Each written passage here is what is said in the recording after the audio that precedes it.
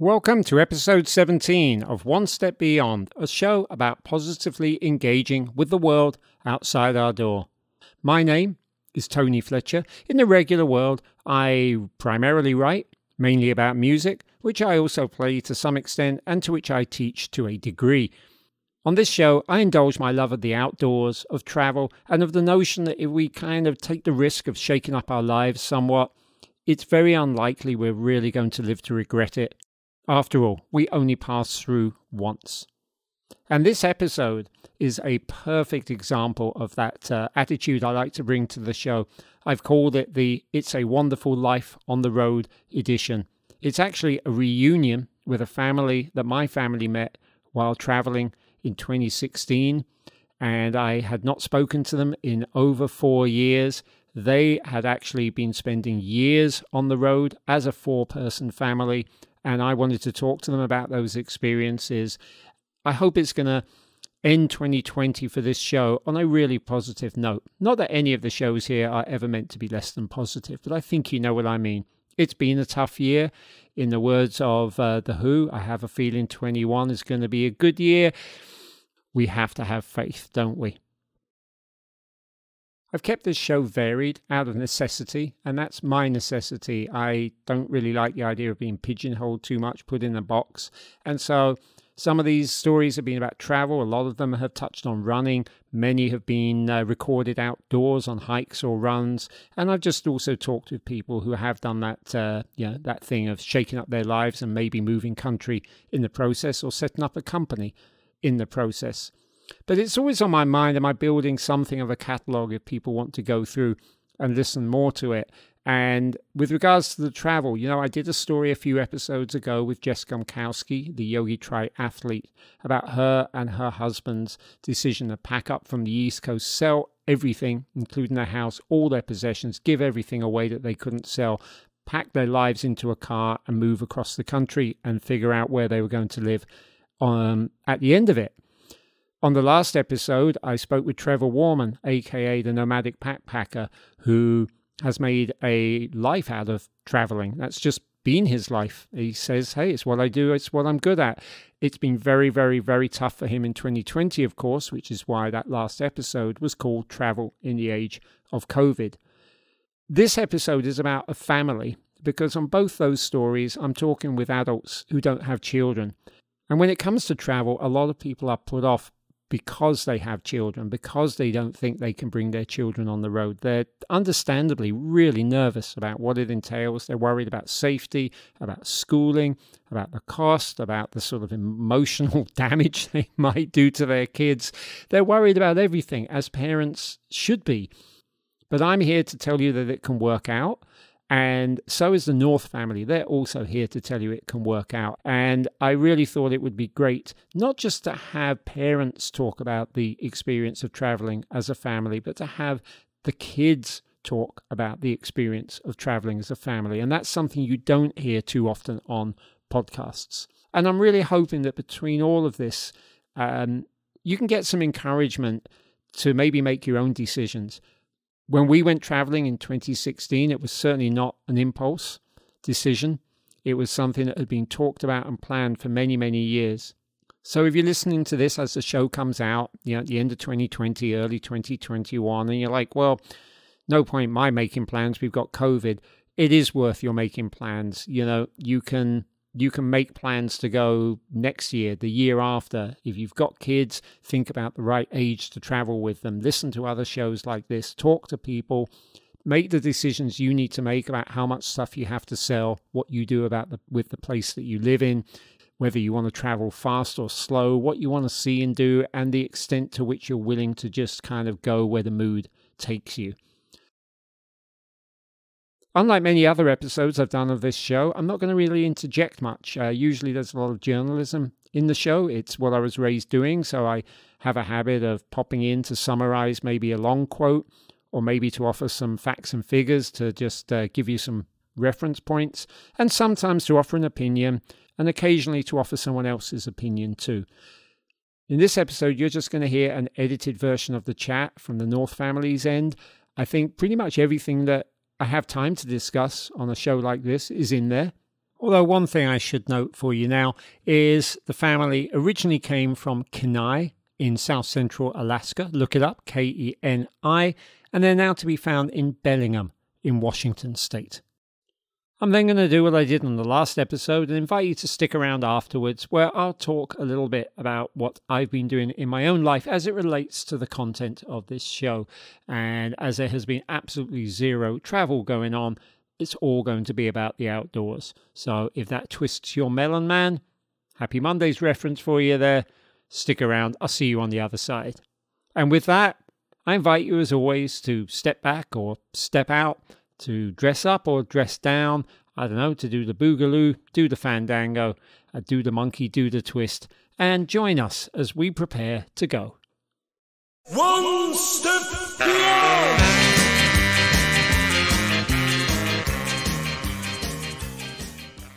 So, from my left to my right, as you're spread out on the sofa there, can you introduce yourselves, please? I'm Sophie. Yes, you are. Well, I'm Nate. And I'm Amanda. So we met in Chiang Mai in Thailand. We were both actually house sitting, which is something we'll come to, in a weird kind of compound of very, very varied buildings just out at the edge of the city. Anyway, when we were on our trip, people were giving us, obviously talking to us and saying, oh my gosh, you've gone away for like almost a year with your kid. That's incredible. And then, we thought it was pretty good. And then we met you, and you had the whole family, 2 adults and 2 kids. And when we met in what would have been somewhere in the middle of 2016, you had been on the road since when? Since October of 2013. So that was more than 2.5 years by the time we met each other. When did you actually end up getting back to the States? We came back in the fall of 2016, but then we left again and went to Ecuador and spent the winter there, and then came back in March of 2017. Yeah. So then the grand total is more like 4 years. That's pretty incredible. Sophie and Nate, I remember when we met, you'd already spent 2 birthdays on the road. And I remember that because I asked you about it. And obviously you spent more of birthdays on the road. So tell me what it's like as kids to spend that much of your life on the move. It was something I think was really important to the kind of development of the person that I am. But I definitely didn't appreciate it at the time. I thought it was really cool, but I didn't appreciate the full scope of having that experience until we kind of got back. And then I realized that, I actually miss doing that and traveling. And that was really cool. And I was really lucky that I got to do that. And what about you, Nate? I thought that it was really, really incredible. Like, for a while, I wanted to go back home, just like traveling. Traveling was fun, but, I missed home. But then eventually it just kind of like set in, kind of like, it's kind of addicting, kind of like just traveling, going someplace new every time. It's just, I think it's definitely something that everyone should do. And it's just. Yeah, you start to miss the culture shock. Mm-hmm. Yeah. How old are you both now, Sophie and Nate? I'm 17. And I'm 15. So you would have been on the road from the ages of about 10 and 8. Do I have that about right? Yeah. You sound very casual and indeed comfortable about it now, but in the planning stages, did you know how long you were going to be away as kids? No, we thought, I think as a family, we thought we were only going we were only internationally traveling initially for 3 months, which turned into more like 3 years. And we definitely thought that like, after this, we're going to go back to Alaska and resume small town Alaskan living. And I definitely missed that very strongly for a really long time. But knowing how I felt then and how I feel now, I still definitely would not trade the traveling experience. So can somebody take me through the planning process, how you set out for 3 months and it turned into, I guess, the best part of 4 years? We had a completely different plan as a family, which was to go sailing full time, cruising full time. And we bought a boat and planned very meticulously for this trip. And we emptied our house, we sold, gave away all of our possessions. And then 4 days before we were going to drive out of Alaska, we got a call from the boatyard saying, there's a problem with your boat. And there was water damage in our boat, and which was in South Carolina. The keel had delaminated from the hull, and it was a huge problem. And we were kind of in shock. And we repacked our minivan with camping gear instead of everything that we would need to take on the boat. And we thought we have to drive out there and at least lay eyes on it ourselves. And we drove across the United States and visited family and stayed in national parks and saw places that we had never been. And then we drove to the boat, and it was going to cost such an enormous amount of money to fix the keel that that plan was not going to work. And we were really sad about that. Mm-hmm. We drove back across the United States, wondering, what are we going to do? Well, we developed a plan that maybe we should go somewhere else. And we thought, let's either go to New Zealand or Spain. Mm-hmm. And because we all love The Lord of the Rings so much, the kids knew that Hobbiton was in New Zealand, and we chose New Zealand. And we got there, and it was so beautiful. We thought we need to stay longer, and we applied. And I just want to add, because you asked about planning. Yeah. Is that we were on the West Coast, and we kind of just said, well, what do we do now? Yeah. And we just said, let's go to New Zealand. And that was the decision. It was that much planning. Had you done much by way of travel before? Had you done much sailing before? And I also want to ask, was this part of a retirement plan for you, Phil? This was based on that I was expecting I had planned to retire in the spring of 2013 for a very long time. And we didn't sell the house, but we sold everything in it. And yes, but then I retired. And so, yes, and it was a lifelong plan of mine to go sailing, get a boat and go sailing at that time. So. Right. So the plan turned upside down. And I guess this is a classic case of you turned a crisis into an opportunity. I guess so. We didn't plan it. We just did the next thing. We just kept doing the next thing. We didn't actually intend to go traveling for 4 years. It just ended up that way. Right. So it's pretty fascinating about the New Zealand approach, because we sort of ended up doing it the other way. And you're completely right. The Lord of the Rings was massive, and our young son, Noel, who was your age, Nate, was really into it. And when we figured out where we wanted to go, New Zealand was kind of top of everybody's list. It was also bottom of the world. So we kind of dangled that in front of Noel as a carrot. Like, if you'll come on this trip, at the end of it, we're going to go to New Zealand and it's going to be wonderful. And we did get to New Zealand. It was wonderful. It was utterly beautiful. And with your family starting there, I mean, it's kind of like downhill from New Zealand, isn't it? What do you guys think? Was it? No. It was. I mean, it was just like, it was a cool thing, and then there's like another cool thing that's close to it. So let's just go see that, and then there's another cool thing beyond that. So it's like kind of a trail of breadcrumbs. Yeah. Yeah. One of the truly great things about New Zealand, quite apart from its beauty and everything else it's got going for it, is they make it so easy for tourists. We did the camper van thing, 40 days and nights in a beaten up old camper van. Did you do the same kind of thing? We had a camper van. We started out renting one, and then when we decided to stay longer, we bought one, and then of course sold it when we left. So how long were you in New Zealand for in all? 10 months. Wow. We discovered house sitting there. Yeah. And that's part of how we made our travel affordable. Right. Was that So, perfect moment. Can you elaborate on that, on the house sitting aspect?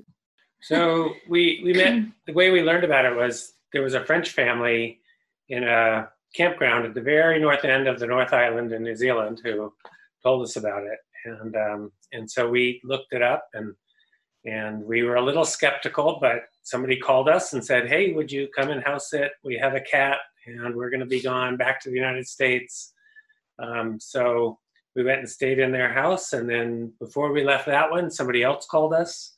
The reason that we were skeptical is because having young children, we didn't know if people Right. would welcome a family. We had only heard about house sitting with a single person or a mature couple, Right. but it turned out people really were excited about the idea of a family coming to house sit because it meant more love for their animals. Yeah. More pets for the dog and more. But we typically, I don't think we stayed any place less than 2 weeks was a short one. Mm-hmm. And 2 months was what we were usually looking for so that we could stay in a place for a while. And and it was a mix of people calling us, seeing us on the advertisements and calling us and saying, will you come and house sit for us? And are seeing places and going ahead and applying for them. It was kind of a mix of those. But it really got us all around the world practically. All right, which countries did you go to in all? You listed some of them earlier, but let's have the full rundown. Nate. I guess it was Canada, New Zealand, Australia, then Fiji, Bali, what was next? Malaysia. Yeah, Malaysia. Thailand, and Italy. Mm-hmm. France, Croatia, Switzerland, Ecuador. And I think one of the themes of our travel was just travel slowly. And so when we took 4 years, we didn't actually have a plan to go for 4 years. We just took 4 years. But our intention was to go to places and stay there for a while so that rather than try to see everything, we saw just 1 or 2 places in those areas in great detail and got to know the neighbors and got to know the area, got to know the food. So, which was a big part of it. Mm-hmm. Sophie and Nate, if another teenager came up to you now and said, why did you do this and what did you gain? What would your answer be? Well, why did I do it? Because I was made to. But why would I do it again? It sort of has the same answer as what would I gain? Because I think I'm actually planning on doing it again. And I would do it before I go to college. And the reason is just because it's the world is just massive. And there's just, I think, I don't know if I can put a label on specifically what it is that you gain from just like going around and seeing and sort of experiencing all these different and diverse experiences that are to be had by interacting with different cultures and learning new things, eating new and weird foods, just that sort of thing. So that's both what you gain and that's why I would do it, is just because there's a breadth of human experience and knowledge that is to be gained and enjoyed by going out and experiencing it firsthand. And then for you, Nate, you're younger than Sophie. She's almost at college age. I guess you're just around starting high school age. What do you say to somebody your age in Bellingham who maybe does not get to travel and is curious about why you did? How would you say this has helped set you up for life? I'd say that it gives you a better understanding of just like how to, I guess, interact with more people and just, if you have a well-rounded world view, then you can do more things, I guess. You have a better understanding of how it all works and just how different people's perspectives, how different people see the world. And then with that, you can actually kind of like try and understand their perspective, I guess. That our kids, you know, that we could stand on the side of the road at a bus stop and then pile into the back of a pickup where we're the only white-skinned people in the pickup. And these people are all going about their day. And it's very clear, you know, that they're just doing their thing. And this is the world. I just think that's such an invaluable, can't be replaced as an experience. I agree, especially as regards the kids. And that brings up another really common question, which is, what do you do for education on the road? That's something that we got asked continually, and I have my answers. I'd love to ask them of you, whoever really wants to go first on that. I'd like to go first, because I have pretty strong thoughts about that, is that, as it turns out, while we did do homeschooling while we were going, and we had math books, and the kids were keeping a journal, there were long periods, especially when we were moving, where it really wasn't very practical to try to do the math or to try to do any organized education. But to sit on the side of a mountain in Ecuador and to look out across the valley, and for me to be able to give a geology lesson right then and there, that happened in different circumstances: history lessons, geology lessons, civics lessons, all just as part of the travel, not as an intentional thing. It was just an opportunity based on where we were. And I think that the kids got more of an education doing that than they possibly could have in a classroom. And as an example, I mean, as proof of that, when we got back here and then they did go back to school, we were all of us, I think all four of us, were concerned that maybe they were behind, especially on things like math and, you know, some of the top, you know, history or something like that.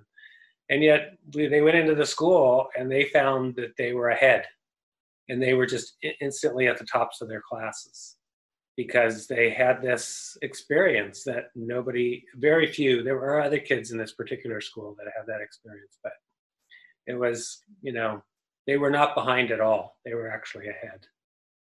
And not because we really tried hard. It just worked out that way. I would say that the doing math was consistent enough, and that they did journal every day, and they wrote massive amounts of postcards and letters. We focus on math because both me and Nate really don't like math. So that was the struggle. I know that we filled out we got permission from our school in New York, and then we filled out our quarterly reports. And, you know, at the end of the year, we'd been to the number of UNESCO World Heritage Sites we had visited was in the 20s. There is one in New York. It's the Statue of Liberty. That's it. So we would fill out these reports, and it was like, you know, we've been to these World Heritage Sites, we've been to these museums, because museums was a big part. Education, we've been to galleries, phys ed, we've you know, done all this hiking, you know, home ed. Well, we've taken cooking classes, and we've done this with a little bit of language in there. So we really felt we were ticking all the boxes. And in terms of, you know, giving something, I guess, to our child, I wouldn't question it for a moment. But what I would say is that when he got back, he had a hard time, not surprisingly maybe, he had a hard time readjusting to public school here in the States, regular state school. So what about you? Were you when you left to go traveling, Sophie and Nate, were you coming out of a regular school classroom environment? I think I was when we left, I just got done with 4th grade. And so I was very much in a spot where I thought, because, you know, when you're in 4th grade, you think, wow, high school is going to be so cool. So when we got back and started high school, I didn't still have that like 10-year-olds like, wow, that's going to be great. But it wasn't super hard for me, just because I had like talked to my friends. I kind of steeled myself for the schedule, I guess. So it was all right for me. So just to be clear, did I pick that up correctly? It's some kind of alternative school that you're at now? Mm-hmm. Okay. So yeah, for Noel, you know, the feeling was when he got back from this incredible experience, there was no easy reference point at the school. I mean, I think the teachers would have loved him to talk about it, but he doesn't want to be that kid. And for others in his age group, it's very hard for them to get their heads around it. So he ends up sort of, going back to school and not talking about it. In its own way, that's a shame. So I am curious whether you went through any similar kind of scenarios yourselves when you came back. If there's a curiosity to learn about it, at least for me, it's like you can talk about it with other people, but the main thing is to sort of just use what you have learned and just kind of apply it to the situation that's around you. But yeah, I think there's kind of a weird culture around traveling because a lot of people think it's sort of an elite thing, because there's not more of a realization that I think a lot of people are capable of it. Yeah. Yeah. When I got back, like, I wanted to tell people about it just because I thought it was really cool. Like, it was an incredible experience. I just want to tell people about it. But yeah, I eventually soon realized that if people haven't shared your experience, they can't relate. So it's hard to tell someone about something that they have no idea what you're talking about. In this school, the head of school, he actually recruits families that have traveled. When he hears about families that have traveled, he actually goes and seeks them out and says, hey, we've got this great school and we travel. So Sophie went to Peru last year and Nate went to Baja. And so they actually do travel as part of the school. So Sophie just hit on a really key aspect here. She mentions about people see travel as something elite, and I know it's not, and you know it's not. But it's a valid point. And so I do want to ask you, you mentioned, you went around the world for years. You mentioned about buying a boat. So, were you in the position was this a position where you had plenty of savings and you could just afford to do this easily? No, we're no, we're like, I would say in the middle of middle class. Not upper middle class or just in the. I was a federal employee. In the middle, and it was a savings. That boat was not new, and it was something that we had saved for a long time, and it was like the plan was that we were going to sell everything and sell our house if we could. We weren't able to sell our house, but we did rent it out, and we were going to live on the boat full time, very simply. Mm-hmm. And so we used our savings. We did. And go ahead. And then we discovered house sitting, which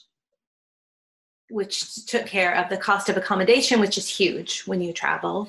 And then we would travel very slowly too, which also allowed us to save money. And we did free camping. As much as possible. We didn't go to resorts. We did things cheap and cheerful, as they say.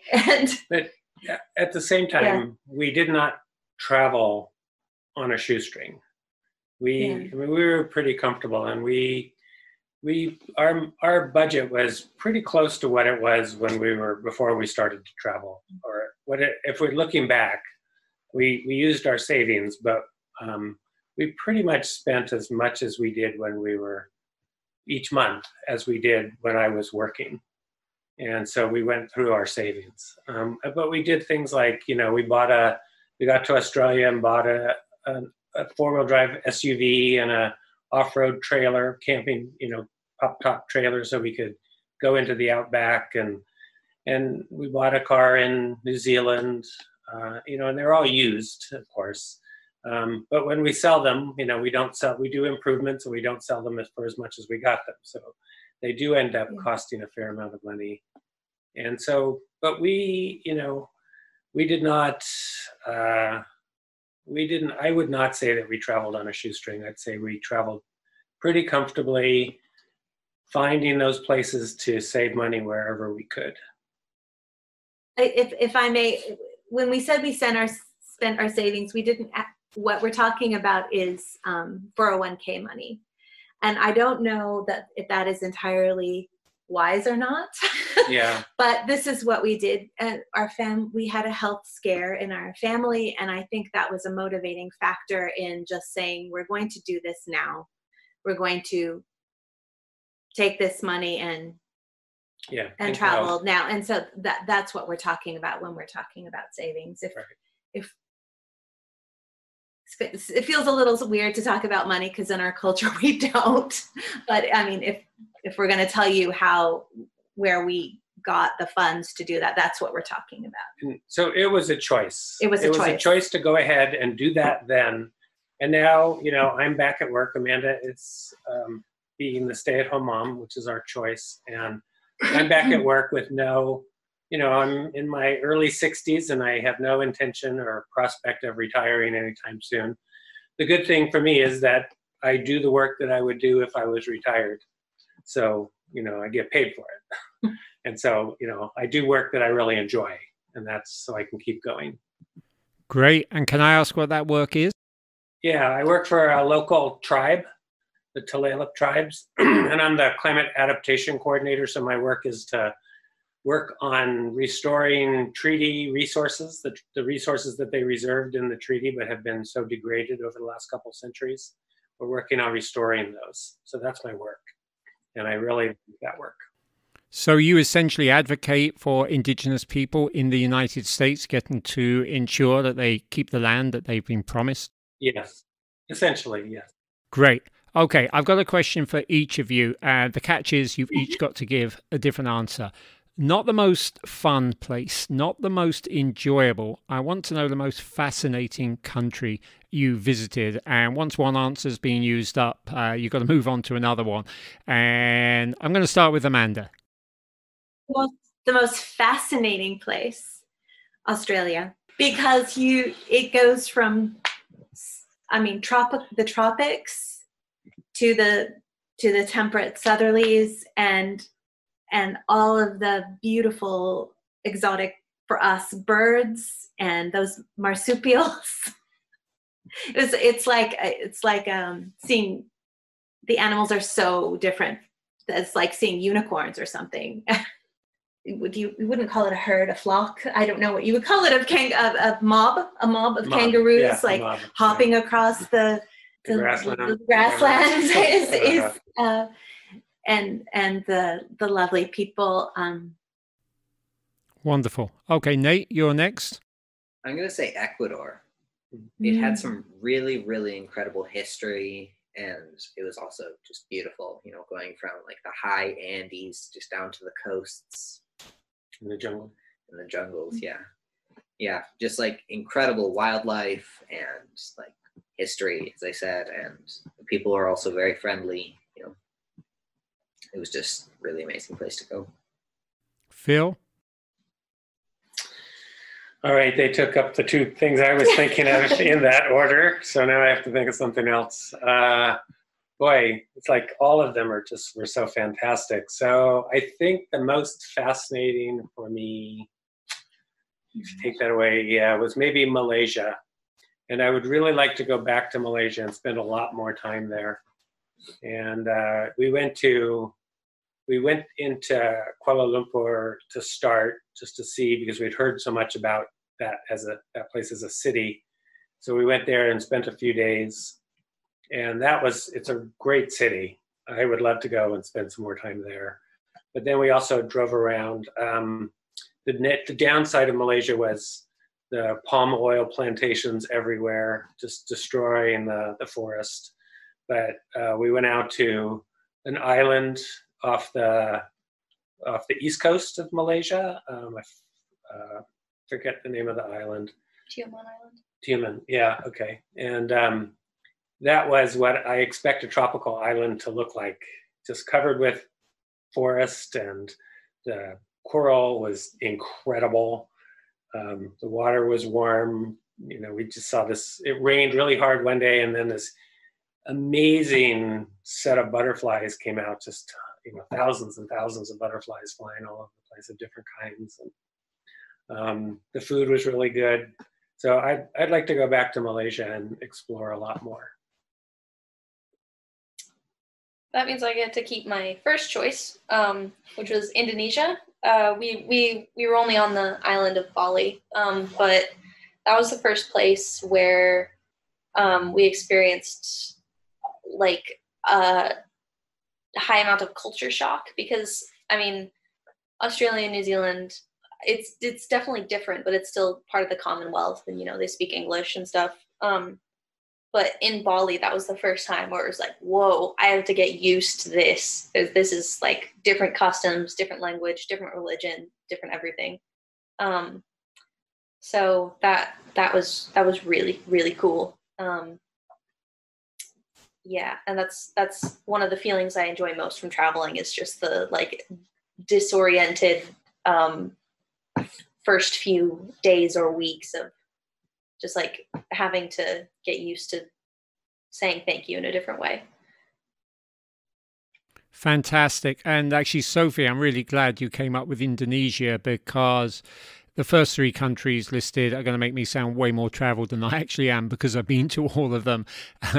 Ecuador, way back in '92, first time I ever really went anywhere different and unusual. It was on a group trip, and been to Australia before our world trip because I had friends who moved down there. And so I've actually been there twice, and then Malaysia on this trip. And I agree, Phil, Malaysia's fascinating. And the palm oil thing is genuine, and it's devastating. You didn't mention Borneo, but we went to Malaysian Borneo for 3.5 weeks, I think, towards the end of our stay in Asia.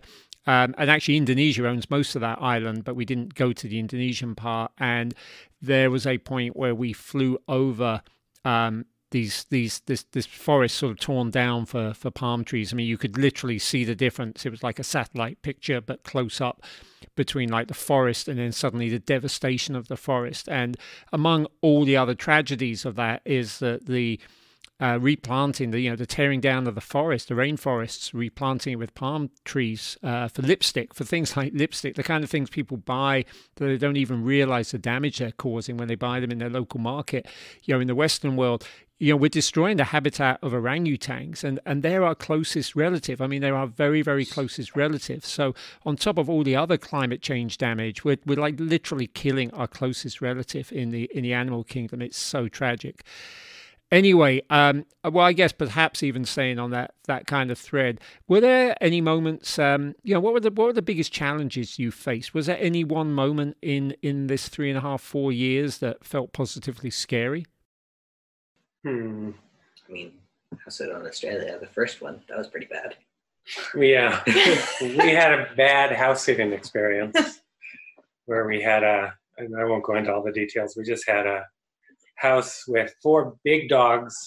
We think that the woman was actually using the house as a dog house, and it was an absolute filthy mess when we arrived. We cleaned it while we were there, but it was just ended up as a very unpleasant experience.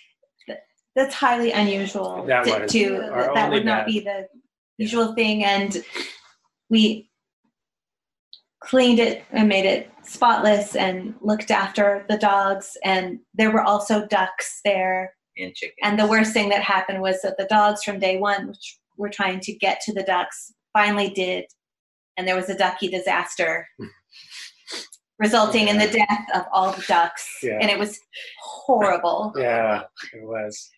That was the worst thing. That was by far the only bad thing. Yeah, we didn't really I think a lot of people in the US are unfortunately very suspicious of other people, and I think it would be great for people in the US to get out and travel, because over almost 4 years there were, I can think of 2 incidents where I was like I was actually scared. One of them was, and both of them like turned out to nothing. One of them was when we were in Australia and we crashed our car on the sand island, and then I wasn't really scared, just sort of nervous, because we'd left our trailer at a campground, and in order to go get it, we had to my dad had to drive in a friend's car to go grab the trailer and bring it out kind of to the little town that was on the island. which means that me, Nate, and my mom were left in the care of these random like fishermen who had just offered to feed us, and we had said sure, and they were pretty drunk. They were very friendly, but that was sort of weird. And then the other time was in on my school trip, actually, in Peru, when there was a guy, I think he was homeless, he was mentally ill, and he started throwing some bottles at us, but it was fairly easy to just walk away. So yeah, it's really, I think if you are smart about it, it's relatively easy to keep your risk low. And those fishermen, I have to add, were amazingly friendly. Oh, yeah, and they they put us all up, fed us. They gave us muffins. Yeah, they shared everything they had with us, Uh-huh. and they were the most friendly people. It was incredible. So I think what you're confirming there is this really important mantra that's worth repeating again and again, that most people around the world, the vast majority of people around the world, are inherently good people. Yes, Absolutely. yes, Yeah, Definitely. good that's right. people. And we experienced that time after time after time. I have to say, I feel safer in everywhere that we went, safer than I feel in my own country. But here too, we met strangers who were so Yeah, welcoming and friendly and Mhm. ready to help. yeah, Um, that's right. yeah. So one of the biggest questions I can imagine anybody wanting to ask you guys in particular is, how does a family of four, 2 parents, 2 young kids, go on the road for the best part of 4 years and stay together? And not just stay together, but I'm looking at the 4 of you, you're huddled together on one couch. I mean, there's no shortage of family love here. How do you go through a trip like this and come out, being with each other 24/7 for all this time, and come out the other side unscathed? I think that if you're traveling together, you're kind of forced into a situation where you're in really close quarters, like all day, 24 hours. And so if you don't dislike a member of your family, like, it's not really going to work, because like you can't dislike someone that you're around all day, every day. Well, yeah, I mean, I think it's a make or break. Like, if you don't, if you absolutely hate each other, then it's going to explode. But if you don't absolutely hate each other, then you're going to get really, really close. Mm-hmm. And it also helps that to have parents who have mediation training. That's also good, especially with an 8 and 10-year-old. That is really interesting. I mean, is that true? Do you both have mediation training? Oh, I do. Well, was it called upon at any time, Phil? All the time. No, I'm just kidding. I don't recall that it was. It was like we as going through COVID, it was kind of training for this moment where I think it's been a bit easier for us because we have been together 24/7 before for years. So I think the schooling from home, which is what is happening now, I think this transition has been a bit easier on us because we've done it before. Yeah, and we're not like extraordinarily extroverted people. Like, I think all of us would say that we're like self-labeled introverts. We need time away from other people to just kind of recharge. So it's not that we just like love being around other people all the time. It's just. And I think if the kids if they had been used to always going off to their friend's house, then that suddenly stopped and they had to just hang out with their family, that I could see that being a problem. But we were all together, and they didn't, so they didn't go off to friends' houses. They communicated with their friends more as the opportunity provided, and so that's how it is now. And so I think that did prepare us for this. And one key aspect, you didn't mention this, but I will, if your kids get on with each other, that's going to make it a lot easier, I take it. Yeah. And these guys have been each other's primary companions since they were born. least since Nate was born. Real life happened while we were traveling. There were moments of meltdowns and needing to pull over and kind of walk around and cool off a little bit, and it all happened. But when we look back, the things that stand out are not those things. Not those things. yeah, that's right. Yeah. So, but we made home became in our little camper van, or it was, we're here together. The routines, we were able to continue a routine. We had meals at a regular time, and we brushed our teeth in the morning. Yeah. we would stop when we were traveling by camper van, we would stop at the same time every day and set up our tent. And so that's another thing that going slow helped us maintain a kind of a schedule too for the kids. All right, we're almost done. Favorite country for food? We'll go the other way this time. Sophie, you start. It's really, really tight between probably Indonesia and Italy, because I mean, I don't even know if you can compare them. There's Asian food, and then there's Italian food, or Indonesian and Italian food are just, their noodles are like my favorite thing, and those are the places that absolutely nail noodles. So yeah. You know, I'm going to pick bread in France.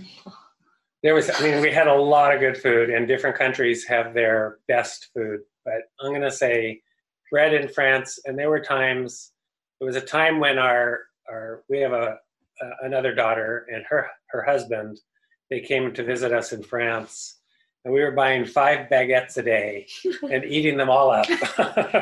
And not gaining weight for some reason. I don't know why. So that's what I'm going to say. Bread in France. I'm going to say Indonesia.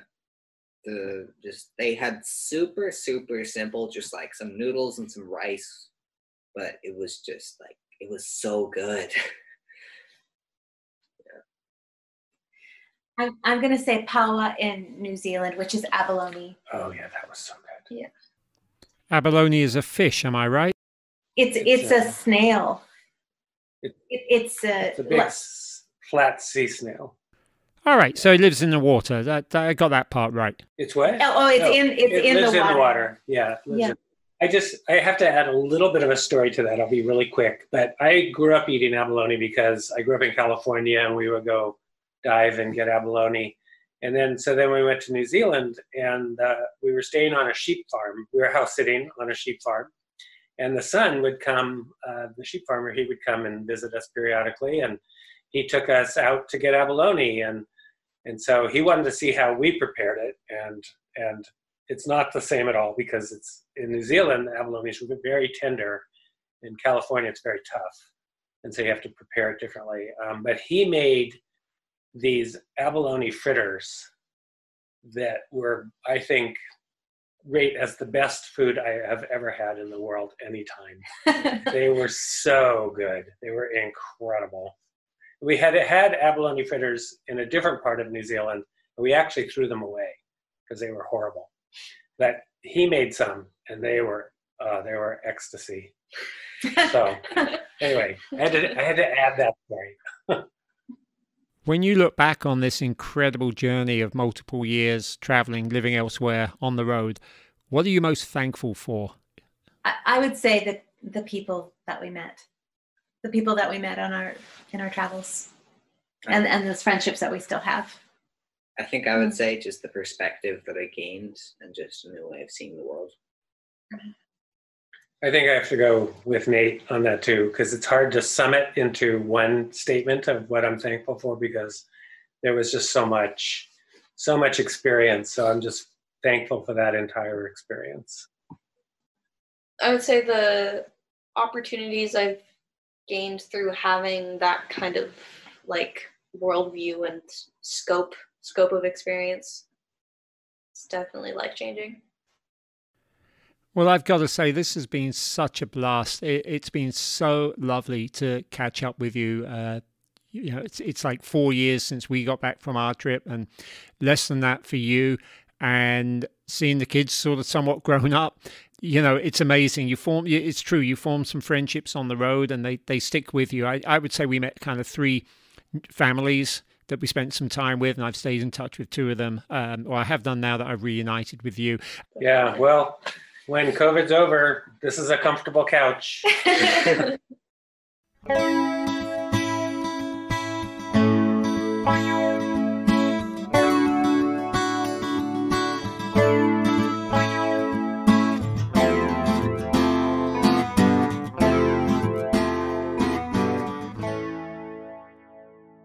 I really, really hope you enjoyed that conversation as much as I did.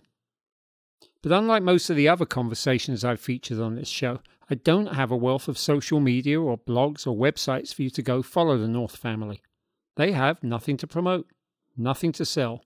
The Norths are just happily living their lives. Phil is clearly doing great work out there in Bellingham. And I was particularly knocked out by how mature Sophie and Nate have become. I have every confidence that they will make this planet just that little bit brighter as they grow into adulthood. However, if you didn't love this episode, but you liked the concept, and you would much prefer to hear some other family talk about life on the road and some other podcast host interviewing said family, well, by perfect serendipity, one of the shows I've been listening to a lot this year, it's called All the SHIT I've Learned Abroad, has just dropped an episode called World Towning, described as the act of taking up temporary residence in foreign places to experience day-to-day life as a local, which does sound very, very close to the way the Norths experience their world journey. So the founders of this concept, World Towning, are Will and Jessica, and on this particular episode of All the SHIT I've Learned Abroad, episode 76, they talk about their 6 years on the road and counting with their own kids. Though the kids aren't featured on this particular show, and again, I think that's something that's really neat about the interview you just heard, those kids do seem to be part of what is, in this case, a very, very active social media presence. Search for World Towning and you'll see what I mean. They have a YouTube channel under that name and it is professional. I do believe they own a drone or 2. My thanks to a local running friend, a new friend, Jeff Corin, who I just get to see on Mondays occasionally, but who listens to this show regularly. And he recommended to me the Runner's World UK podcast, specifically its episode 87, London Calling, when Joe Strummer ran the London Marathon, on which photographer Steve Rapport details the time that the Clash frontman ran the 1983 London Marathon, which was especially surprising at the time, partly because Strummer was not exactly considered a paragon of athleticism, but probably more importantly because he was actually officially missing at the time. And for those of you who enjoyed my Thanksgiving half episode, a short story I wrote about a particular part of our own travels in Morocco, just one of many short stories I've written, but the first one I've read as an episode here, well, you might like the brand new show called Baggage Claim, Travel Stories No One Tells. Well, the tagline's not completely true because the author Will Conway tells them. He got in touch with me to say how much he had enjoyed that one-off episode of One Step Beyond and that he was doing something similar. His first 3 episodes have dropped. He may be up to 4 now. The ones I heard are all set in Colombia, which is kind of coincidental because it was 2 years ago right now that I went down to Colombia for the first time, the only time.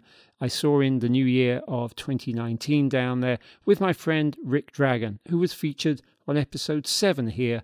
He's the one who moved from Kingston and the Catskills all the way down to Bogota, Colombia, where he started an art colony, Art at Suma Paz, which appears to be thriving despite opening in a pandemic year. Following on from episode 15, Who was Diogenes and Why Should We Care?, I went back out on the mountains with the minimalist supreme Ken Posner, who kindly offered to get me up 2 more of the Catskill 3500 peaks, North Dome and Sherrill. which we did, again, without maps or other navigational tools.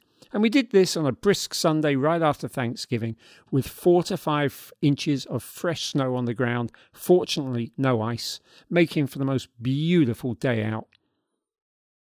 Ken kept his shirt on this time, though he did go the whole 7 hours without food or water. Ken is a great believer in going barefoot where possible, and although he was shod, as we call it, on both our recent climbs, i.e. the one that was featured on this show and the one he took me on subsequently, I look forward to going barefoot more frequently myself when the weather warms up. I'm really happy to endorse them, and I'm very excited to know that Ender is planning to release some trail shoes, hopefully, in the spring. And so, as we end this incredibly difficult year, I do look back on One Step Beyond, all these interviews that I've done, these stories that I've run, as one of the better things about it at my end. You know, it's kept me busy, it's kept me creative, and in the absence of travel and socializing, it got me into these conversations, many of which are with people I really probably wouldn't have met even if I had been out there on a true adventure or two. I'm really grateful for these conversations and all the connections, and I hope you have had fun listening along. With that, I wish you a merry 2021, and if you're listening to this in the future as a back episode, can you pop back into the past and just assure us that everything works out? Cheers. This episode of One Step Beyond was written, produced and narrated by Tony Fletcher. Incidental music in this episode is by Noel Fletcher. The theme song is by Madness, used with permission, and the logo is by Mark Lerner. To subscribe to a newsletter or just reach out via email, contact One Step Beyond at ijamming.net, ijamming.net. And of course, you can find us on social media. Just search One Step Beyond with Tony Fletcher, and we should come up on Instagram, Facebook, and Twitter. And you can find all of these links in the show notes. One Step Beyond is available on just about every podcast platform known to man, and most likely a few that have yet to be discovered. And it's hosted by Acast. If you like what you hear, please hit the subscribe button and or leave a positive rating and or review. Special thanks to Radio Kingston for airing these episodes and for supplying studio space when not under lockdown. Until next time, stay safe